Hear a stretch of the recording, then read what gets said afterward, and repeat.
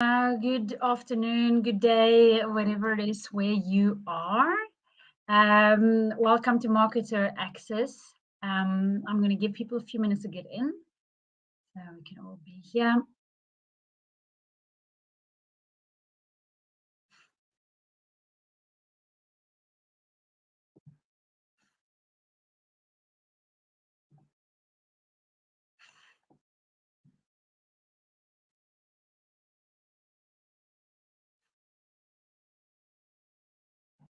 Give a few minutes. I'm going to organize I have one picture I want to show you as well. I'm going to organize that. Give me a second while we wait.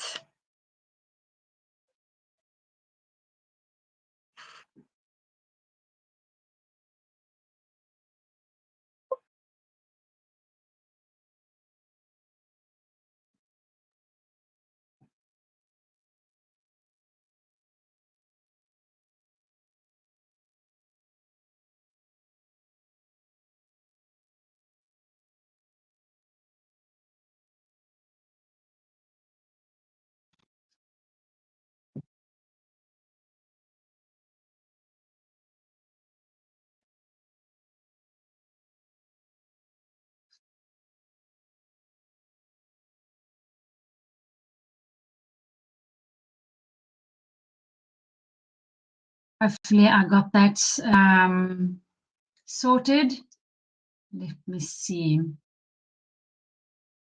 People are coming in, so I'm going to give a few more minutes. Let me take away that for a second. People don't get confused.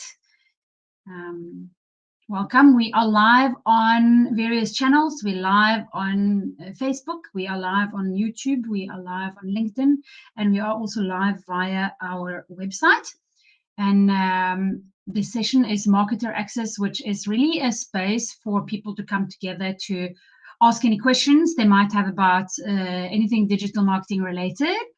If you have any specific questions, I do invite you to pop into whichever chat window or comment window that is available to you.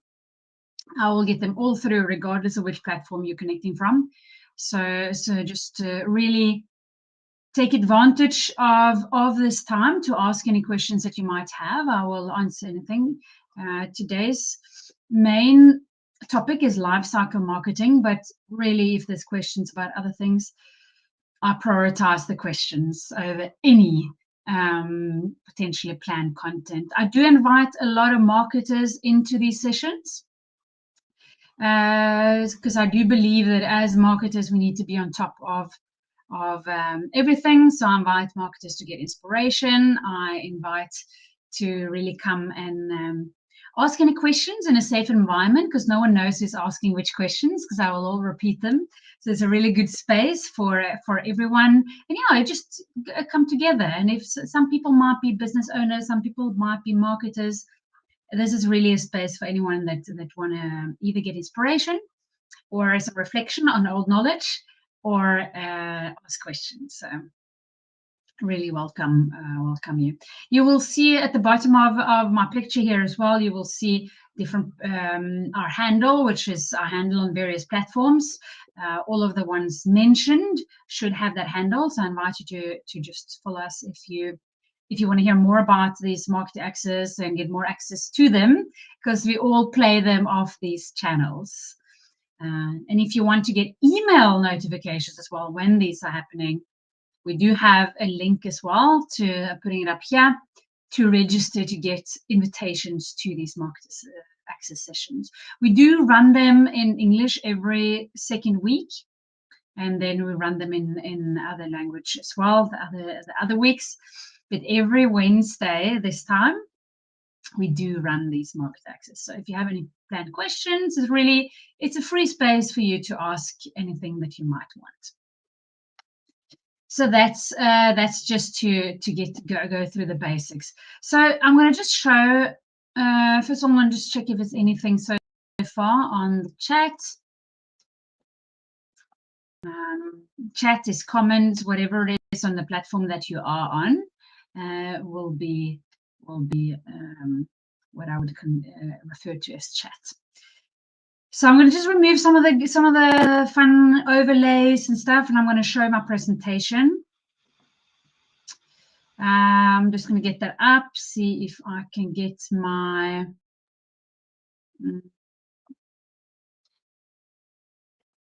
see if I can get my there we go. Get my just my picture off. You are free to ask any questions that you might have during the session as we go through lifecycle marketing as well. It's just you don't have to ask questions about lifecycle marketing just to be here. I really, really invite you to ask questions. So lifecycle marketing, well, I will go through what it is, what is it all about, if you don't know what it's about, and I will give you some examples of elements of lifecycle marketing and maybe even some implementation ideas. But feel free to stop me wherever you might want, and I will go through the questions that you might have. If there's anything you want to know more about, I can stop. It's really not meant to be a presentation or a webinar from my side. I want it to be your space to ask questions. I just try to have some topics as well that is can be for inspiration or upskilling or reflection, so that people have that as well. If you don't have any questions and just want to come for them for the input. So yeah. Lifecycle marketing. So what I'm going to talk about, and the reason why I'm talking about lifecycle marketing is I want to focus on, when I work with clients as well, it's all about how to get to the business. I really want to make marketing one of those areas that is not just a big bunch of money that you blow out and you don't really know where it goes. I'm interested in marketing that yields real results. And then we need to focus on these elements. A lot of people focus on the ads, very much on the ads, and not so much on how to get the business from the ads, which is very essential to convert business into clients. So how do you get the business? I'm just pulling up some stats and some inspiration here. The average client really expects great service from small businesses. They really expect to, if you stand out when it comes to service, people expect it, but also if you don't, your competition is going to come and sweep you off your feet. So you're not going to get the business. You're not going to get long-term business. You're going to waste more money on your marketing. You're spending money on marketing to get clients in. I want to make sure that you keep those clients for as long as possible, and get real value out of them.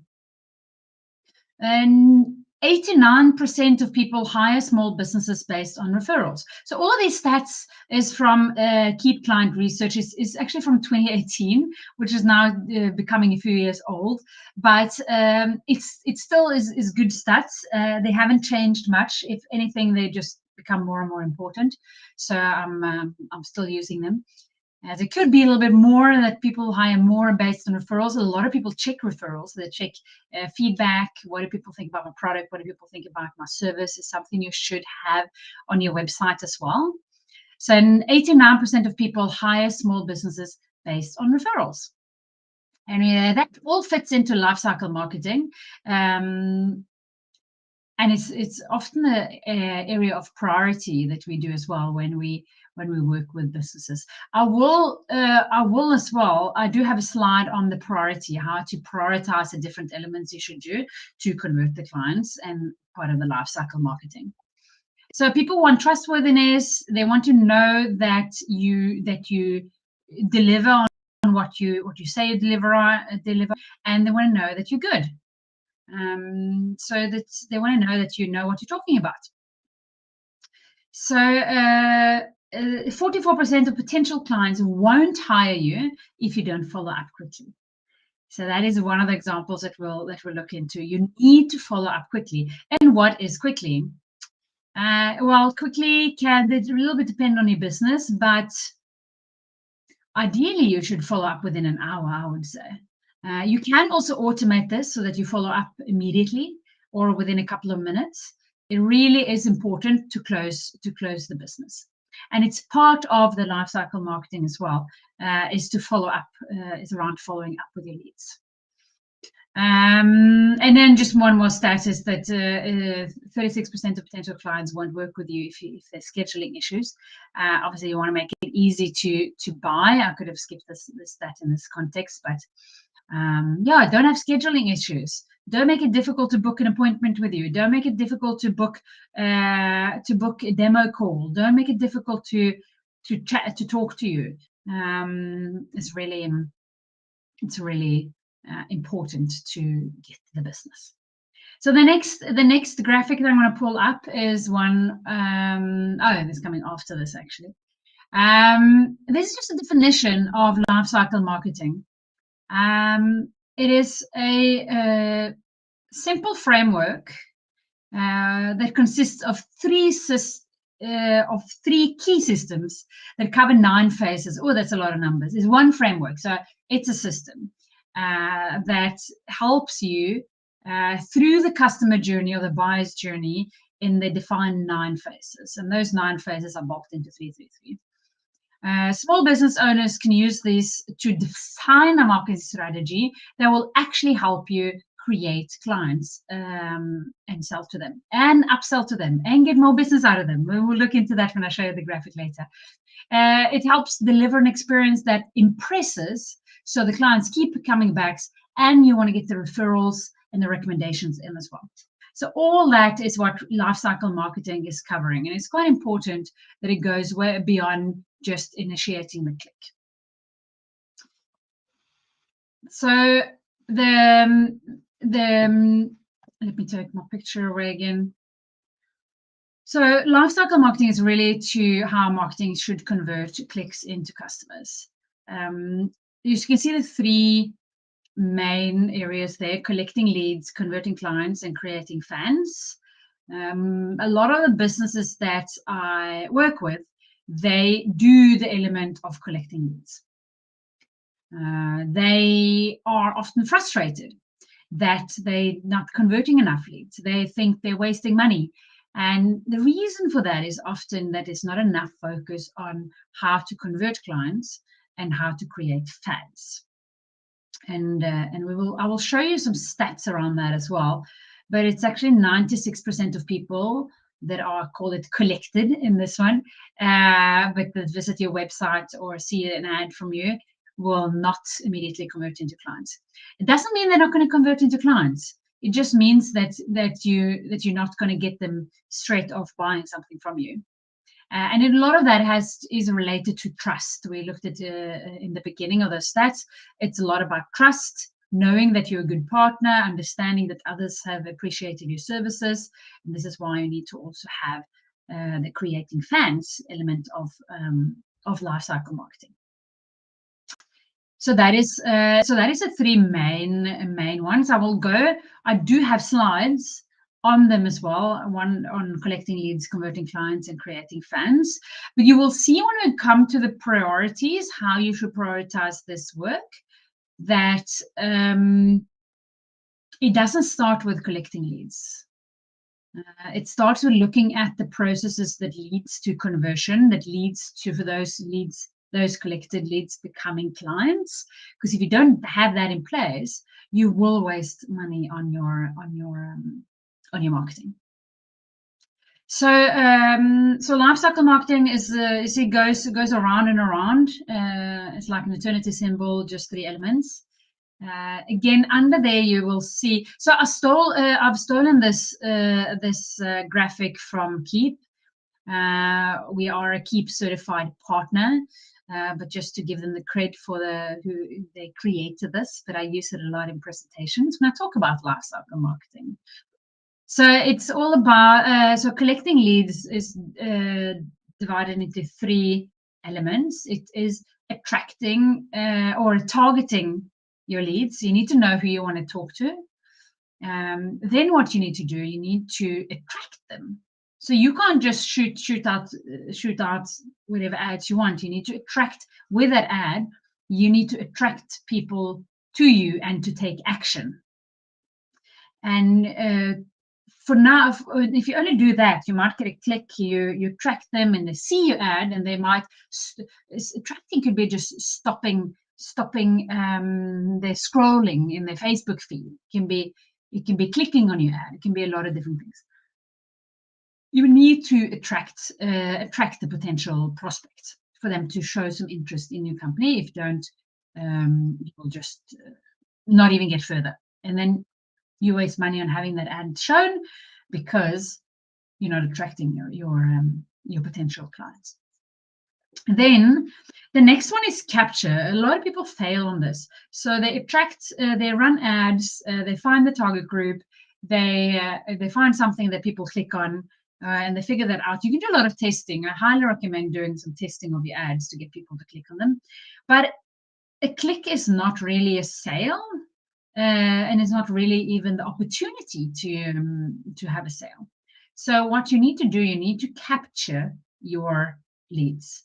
And capturing your leads, it's about getting the opportunity to talk to them again. And you do want to get the opportunity to talk to them again, because online purchase behavior, or purchase behavior in general, is not about see this and I go and buy it straight away. It's about that trust process. So I get tempted for something. Oh, this is something nice. Maybe I want to have it, and then I search for it, depending on how I get to your ad. It will be so then I search for it. So I know I want it. I don't know I want it. I just see an ad. But if I'm searching for it, I'm probably doing research. So I'm looking for, say, a utensil for the kitchen, and I search for it because I know maybe I want a pressure cooker. So I go and look for a pressure cooker, and I get a lot of things up. So I get things from the shop. So I get things like Google has this element of where you can actually buy it, depending on your country. It will show options, and then it will give me a lot of different options of how to read, how to use it, which is the best one, best in test, a lot of those things. That might make me click on your ad, but I might click on another couple of ads at the same time. So you need to capture someone's details. How to capture it, I will talk, I think I have a slide on it as well in this one. Getting someone's details. To get someone's details, you should give away something of value. That of value can be a freebie, it can be a discount code, it can be good advice, it can be an ebook, download this great ebook. It can really be whatever is suitable for your business. But make sure that you give something that adds value to the person you're giving it to, not something that you just created for fun. Think about your target group and give them something of value. Then you want to capture their details. So make sure you capture whatever you need of details. Typically, that could be a first name and an email address, maybe a phone number. But not everyone likes to be phoned. So email is also a good approach. It really depends on your clients, what kind of clients you want. Are they reading emails, or are they only on their phones? So that is about collecting leads. Then you want to make sure that you are converting your clients. And this is where a lot of people forget that they need to do some work. Even on the capture, it already starts with the capture. A lot of people don't capture the leads properly. Or they put them in big Excel sheets when they remember to do so. And it's not really conducive to converting them into clients. So you need to engage with your clients. I do have a stat later that shows you how salespeople work, how salespeople don't follow up enough compared to how much contact people actually need. Another stat I often use is that it takes 5 to 12, I think 7 to 12 contact points. There's various stats around this online. So many contact points before someone converts into a client. So if you say 7 to 12 contact points, that's quite a lot more than just clicking on an ad. It's clicking on an ad, it's maybe interacting with your website, it's maybe downloading some content, it's maybe receiving some communication from you. It's quite a lot, actually. For our business, I see that it's often way more than that. It could be 15 contact points to convert to clients, or even more. So you need to engage with the client, and how you do that can be various ways. It could be like this, running online live sessions.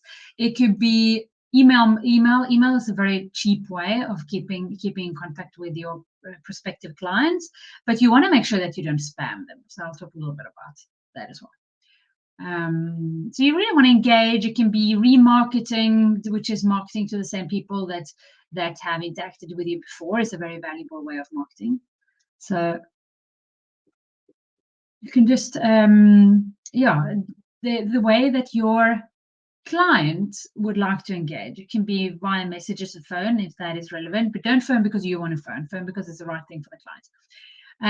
But engaging with them, contact points, all about having a lot of contact points with your clients so they don't forget you and they remember you. Then you want to make sure that you give them an offer. So you want to get into the offer and close the business. There's no business if you don't close the business.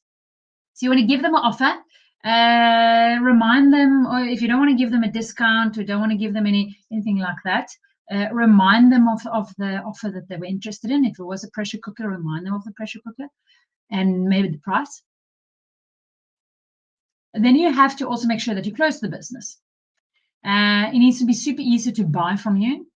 It should be not too many options. If I get told I can buy the pressure cooker, I click on that and I go straight to the pressure cooker. I don't go to a lot of other stuff or a lot of confusing sizes or other parts you might want that, because then I'm wearing off track. So you want to make sure you close the business. And that is what it really takes to convert the clients. Engaging is a lot of people not aware of how much engagement you actually need to have with them, and the offer and the close. Make sure you can close the business. Don't just engage and not try to close the business, but do it at the right time. So people through the purchase process, don't try to close the business straight away. Engage, offer, and then close. Then if you go to the last one, which is about creating fans, that is a super important one. You will see on our priority path a little bit further down on the slides here, is that some slides coming, is that it's really a lot around this. Creating fans, depending on if you have existing clients or if you don't have existing clients, sets a little bit of the guidance of how we would work with it. So, but to do so, what do you need to do? Well, you need to deliver what you've promised. Don't think that once you close the sale, the job is done and we're just done with the client. Clap your hands and move on to the next one. It's not the way it is. Deliver. You need to deliver. You need to create that trustworthiness for your sales and deliver. And then you want to impress them. And all of this we want to do because we want to also be able to multiply our business based on one sale. That can happen in various ways. It can be selling more to an existing client. So it could be repeat sales. It can be buying more products. They already trust you. They have a good relationship with you. If you deliver and impress them, they are much more likely to come back. And if and when they come back, you don't have to spend money on getting them back through ads and engaging with them again, etc. You want to make sure that we can multiply all that. So that is a few options for existing business. And then you have that your clients as well can, when they become fans, they are a lot more likely to recommend you to others. You should be asking for recommendations, referrals, and things like that, so you can get new clients based on existing clients. And that is what Multiply is all about. Again, to be able to do that, you need to deliver on your promises, maybe even deliver above your promises, impress, and then you will be able to multiply. So we're coming back to a version of this one again when I'm talking about the prioritizing as well. I might skip a few of these the slides that come along here, but some of them are important. So collect leads. Remember to ask any questions that you might have along the way, any of the things that I'm going through, or if it's something completely different, anything digital marketing related, just fire those questions. Collecting leads. A click is not really a sale, so you need to collect your leads. Here you have the stat that I was referring to earlier. 96% of your website visitors is most likely not buying first time they see you or visit your website or click on your ad. So you need to make sure you have the opportunity to interact with them over time. And that's when you have to generate lead. So lead generation is the process of generating the traffic and capturing the contact information to potential customers. And you have a little graphic at the bottom here as well that shows an example of how to get a new client from Facebook advertising. So you advertise, that ad is clicked on. The click leads the person to a landing page that's targeted with not too many options. It's really customized for the ad. And that landing page capture the lead, so we have the opportunity to nurture them into a new client. Not every lead will become a client, but if you don't nurture them, and if you don't collect the leads, chances are that no one will. At least only 4%. So it's not that many. I might just skip this as just an example of a process that we use that is automated, where we offer an ebook and then we deliver that ebook automatically, because remember that follow up quickly. But if someone clicks to download the ebook, we put them into a conversion campaign. Just an example of what can look like. We use landing pages. I did mention landing pages in my previous slides. Landing pages are pages highly targeted to your audience. There's just some examples of landing pages. Some of them are the ones on the right-hand side. It's just a lot of templated landing pages that are picked from Keep. And here on the right-hand side is a landing page that we have created with the drag and drop builder in Keep. That you see there's a form quite high.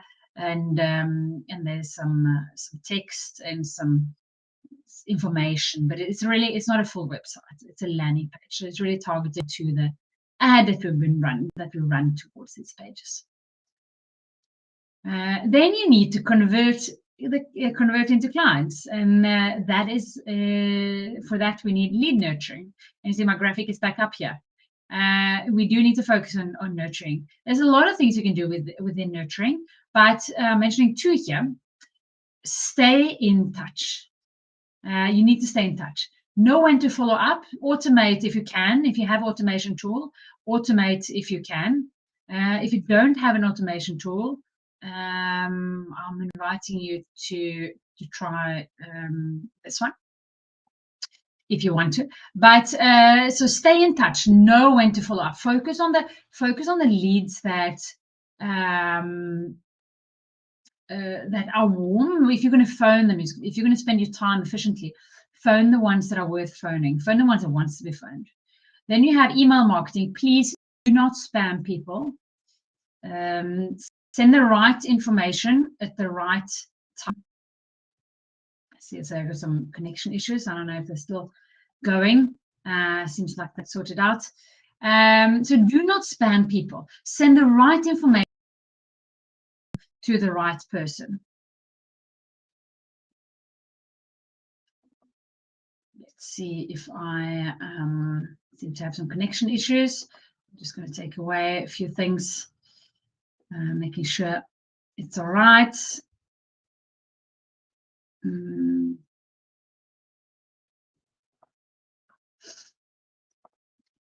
Let's see if it's better. Yeah, so do not. It's quite important that we do not spam. But email marketing is still one of the most efficient ways to keep in contact with prospects. It's still very effective, but you don't want to spam people. It's quite a cheap way as well to keeping in touch with your clients.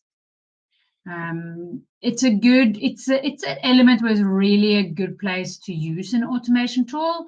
Feel free to try the one that I put on the screen there.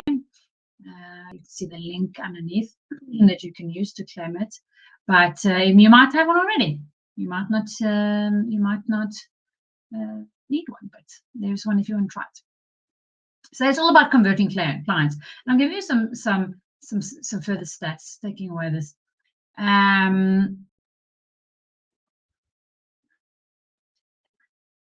Says that I'm having some connectivity issues still. Let's see if seems like it might be okay. Know when to follow up. Spend time on leads that are ready to buy. Make it easy to buy. Hello, here I am, my little video again. Yes, make it easy to buy. Don't make it complicated. And remember to follow up on leads. I worked in sales. I know how it is. We have a lot to do. We do think, though, that we're quite efficient. So we have this like, yes, I'm following up on leads because I don't want to lose out on maybe commission or a sale, but there's very often a lot of room for improvements. So I'm going to highlight two of the stats on this slide. And the one is only 10% of salespeople make more than 3 contacts. More than 3 contacts. Think about if you are in sales, or if you have a sales department, ask them how many contact points does a salesperson have. So only 10% of people, of salespeople, follow up more than 3 times.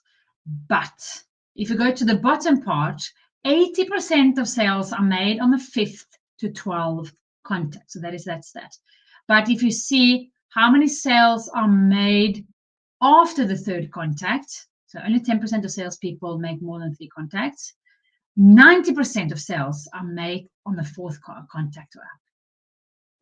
So it's really, really interesting to see how many contact points you need and knowing when to follow up. First of all, follow up and then have indicators that show you that people might be interested. Give them the opportunity to be in touch with you or to book time with you or whatever you need to do to close the business. But know when to follow up and have a lot of contact points. Well, if some money is needed. Lead nurturing. Do not think that that's only standard newsletters that we blast out one too many. You see the first one here, you have one newsletter and you give it out to your whole database. That is not really necessarily that efficient. A lot of people are doing that. What I would ideally like to see is a segmentation of that database into who's maybe interested in what. Doesn't have to be too many segments because then you will have to create a specialized newsletter for each of them. But having a more customized newsletter to your target group will improve your conversion rates. People will find it more relevant. They will really come to this point where they feel like, this newsletter is relevant to me. And that's where you want to go because you're building the trust and you will more likely get business out of it. So tailor and streamline your communication. Can be based on interest, can be which ad they went through, can be whatever you want. You can automate it. What you also must remember is to nurture your actual customers to get the repeat orders and additional purchases. So I'm going to go through some of that. Remember, chat window, comment window, whatever is available in the channel that you are on. We are on live on various channels. It's YouTube, Facebook, LinkedIn, and our website. So whichever platform that is available to you, just write comments there.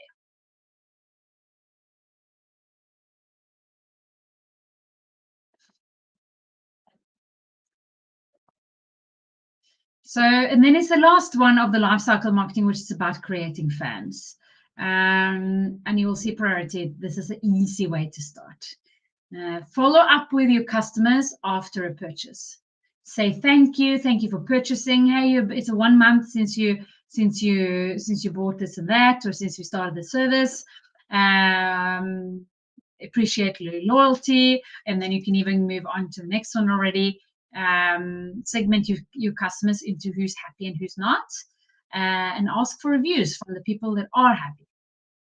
For the unhappy people, make sure you follow up with them properly, because that's where you can win people over as well. Excellent customer service for people that are not necessarily happy straight away, and it gives an opportunity for you to fix impression as well. Give post-sale attention and service. It can be, hey, you've been a member for 1 year, or would you like to renew? It could be whatever is appropriate for post-sale. But just adding that value post-sale gives you the opportunity to get reviews and get referrals.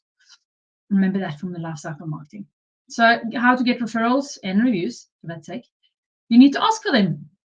I like to automate it because I like to have when someone become a client for a specific product, I like to have automated follow-ups with them, and it experience very personal. I put my name and my picture at the bottom, and it seems like a handwritten mail to them. So, or to get referrals, you might want to give your happy customers an incentive to refer you. That is always useful. We give surprise incentives to, maybe not call it incentive, but a reward to our clients that recommend us to another company where we get the business. We'll give a surprise. I'm going to skip this one. This is just what an automated campaign can look like. Then we have the lifecycle marketing. So this is just a little bit of repeat of the first one, where you have how one person might go through the cycle. The priority pathway you'll see actually on the next slide as well, how we start with this. So the life cycle is in short terms that you generate traffic, you capture new leads from your current traffic as well. So you need to capture that could be from current traffic and from new traffic actually. Then you want to systemize the sales conversion, make it super easy to purchase, deliver in wow to the client, and then ask for referrals and create upsells. So this is what the journey looks like from the client's perspective. They don't know where you start from this, but this is what they see. And you want to re-engage unconverted leads, and you want to nurture prospecting customers. Let's jump to the prioritizing. How should we do this? You see, we have a start here.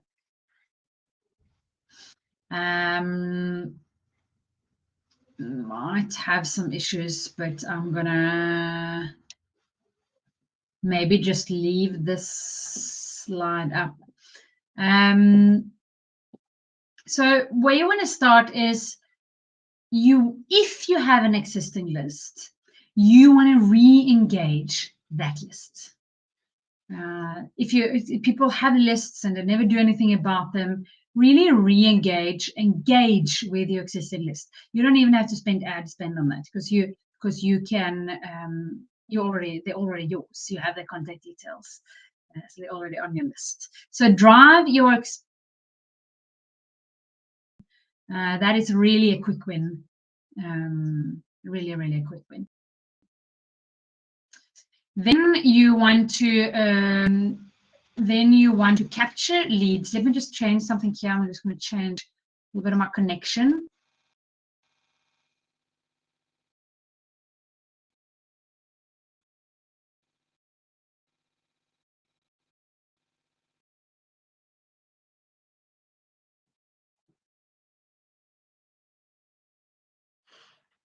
So here you wanna capture leads. Then you want to make sure that you systemize the sales conversion.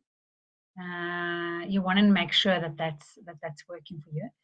And the sales conversion is that customer journey that we spoke about earlier. That people don't buy straight away. Make sure that you have the opportunity to nurture them.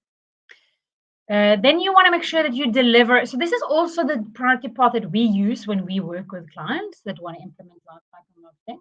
Is we work with this priority path. Some people might have some of these elements in order, and then we will see where the gaps are. So then you want to make sure that we go straight into make sure that delivery is great. We really want to, there's no point of driving traffic and capture leads and having a great process if the delivery fails, because then we can't generate more business on existing business. And that's the two next one. We very quickly focus on what does your delivery process look like, making sure that we do a few quick wins there, saying thank you, making sure we follow up properly, making sure that we have the internal processes to do what we need to do to deliver and they're looked after. Maybe they're going to be allocated a key account manager, whatever is appropriate for your business. Then we quickly also then move on to, as a part of that, there's now the whole creating fans section is coming in one go there. We want to make sure that we can get referrals, and we want to make sure that we can multiply the business on existing clients and getting more business out of existing clients. Then we also look at the processes further down the line. We look at the processes, purchasing process. I have clients saying, "Oh, it's great because I know exactly how this is, and yeah, you just do that and that." But it might be difficult for the clients. So always go in with a critical eye on how does a purchase process actually look like for the client. You know where all the things are. You know how to purchase. You create the purchase process, so you know it in and out. But your clients not necessarily. So we want to make sure it's easy to purchase, and we look at what is your longer term nurturing look like for your prospects and leads. This is also related to engaging existing lists and systemizing the sales conversion. But it's more nurturing. What is your nurturing of customers look like as well? Which is again a little bit related to the wow section and creating fans. So you see that is also purple. And then when all of that is in order, when we have built the machine to be able to convert clients, then we might start to attract new traffic. And that could be through advertising, etc. So that is really elements of the life cycle marketing. I'm not sure if I'm going to continue. I think I'm going to stop with the slides. I think the other slides are more just how to get in touch. So I think that's it's more how to get in touch. So that's where it is. But we can also, let me just take away that one. Maybe I'll pull up the last slide here again, just to show you the life cycle marketing. I think this is a nice takeaway from this session, how to prioritize your life cycle marketing, what it is and how to prioritize it.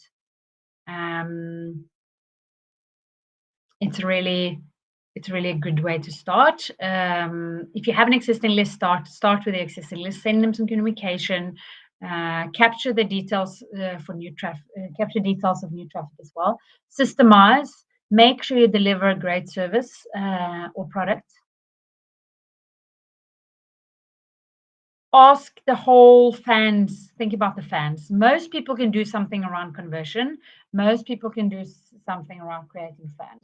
Creating fans is maybe an easier way to start because it's saying thank you, but it's also quite difficult because if you don't say use something to automate processes here, it's very it's not always that motivating to think that you need to work on existing clients.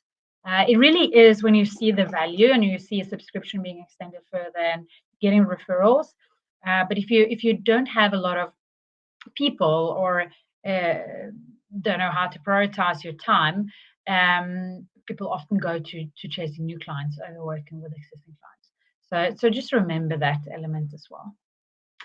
Make it easy to purchase, nurture your clients, and then generate new traffic. You see how it becomes a problem when people start straight on generating new traffic?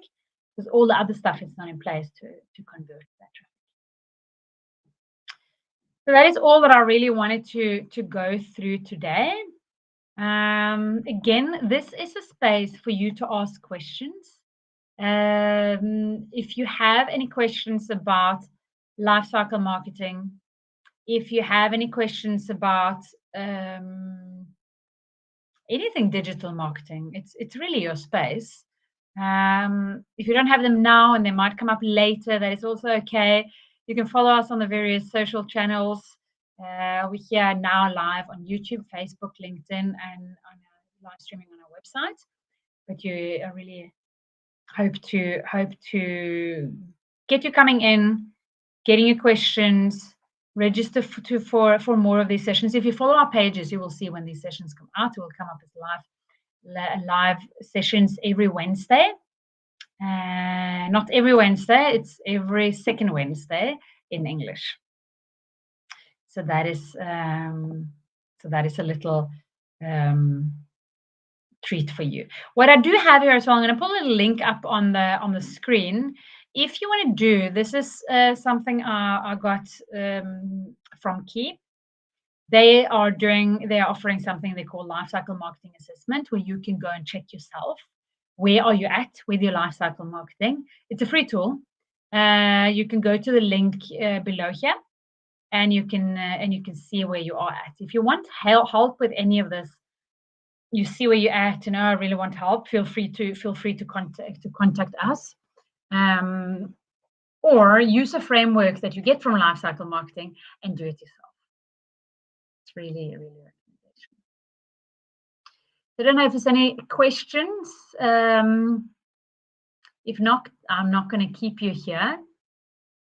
You are allowed to. I do usually cover questions come ahead of time during the session, so you're also allowed, if you have other questions coming up after, please just send them to us.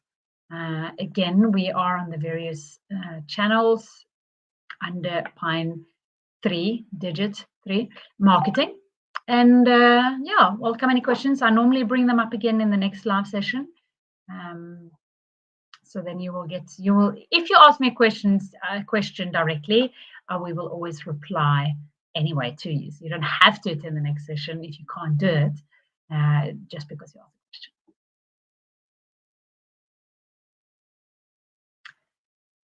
I'm going to give you a few minutes to ask anything that you might have. Use the respective comment fields, chat fields, whatever is available on the platform that you're watching from.